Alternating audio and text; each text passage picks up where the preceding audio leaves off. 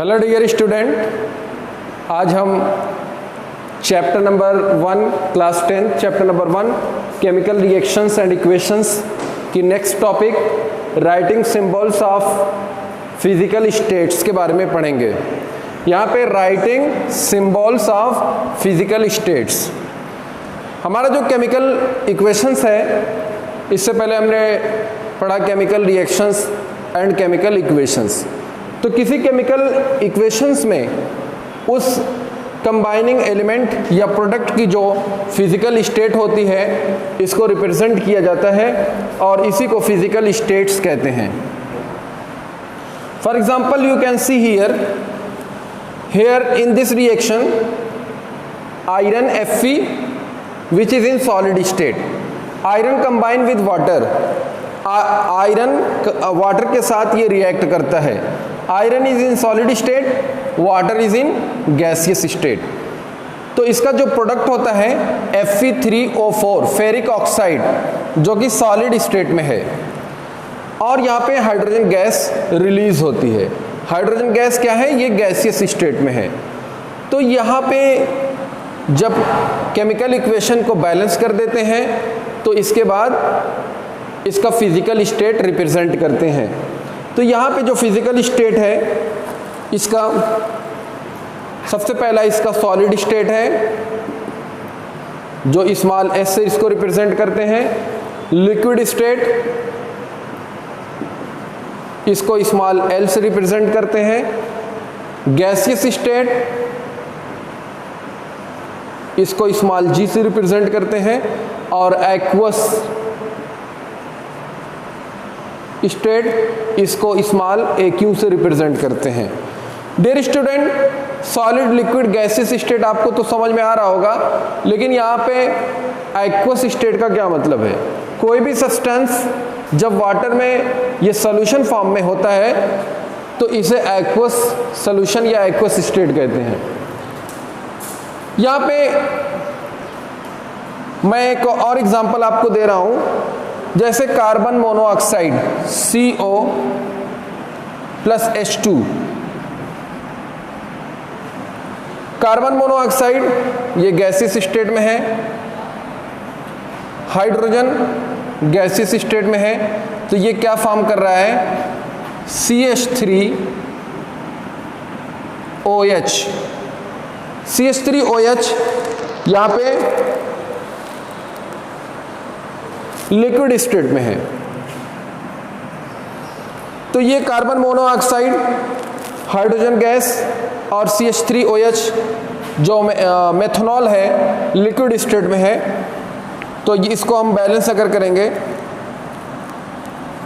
तो ये इसका फिजिकल स्टेट यहाँ पे रिप्रेजेंट हो रहा है। इसके बाद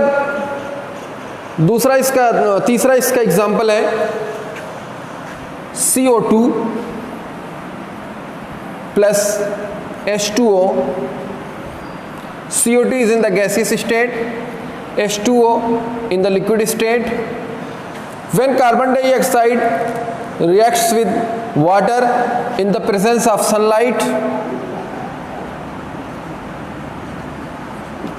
and chlorophyll,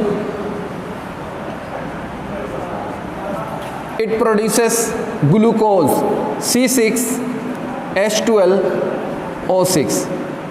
ये क्या है? ग्लूकोज है। और इसमें और क्या फॉर्म होता है? Plus H2O।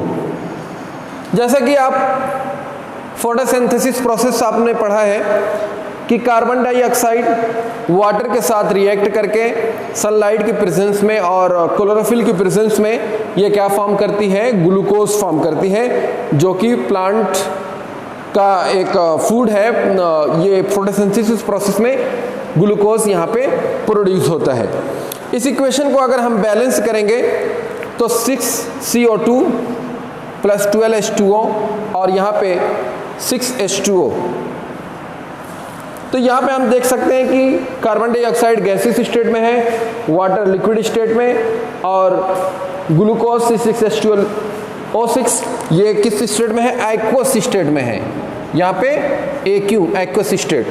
और वाटर यहाँ पे लिक्विड स्टेट में।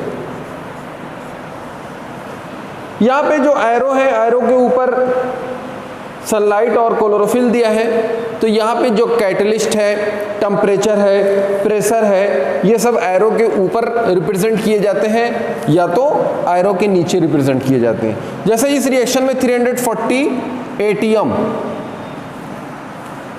340 एटमॉस्फेरिक प्रेशर को एरो के ऊपर यहाँ पे रिप्रेजेंट करते हैं और इस तरह से ये रिएक्शन कंप्लीट होता है। वाटर, कभी कभी वाटर को रिप्रेजेंट करते हैं गैसियस स्टेट में, क्योंकि जब वाटर स्टीम फॉर्म में होता है तो ये वेपर फॉर्म में होता है। स्टीम फॉर्म में water in steam form, it's physical state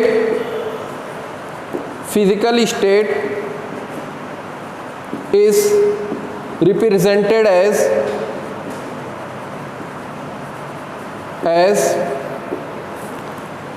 in gaseous state।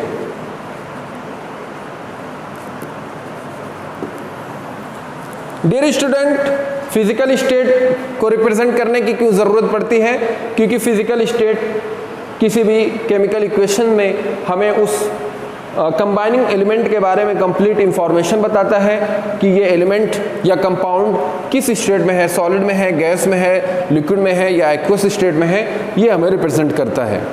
तो डियर स्टूडेंट, आज हम इस टॉपिक को यहीं पे ख़त्म करते हैं। हम नेक्स्ट डे अगले टॉपिक को यहाँ पे डिस्कस करेंगे। Thank you.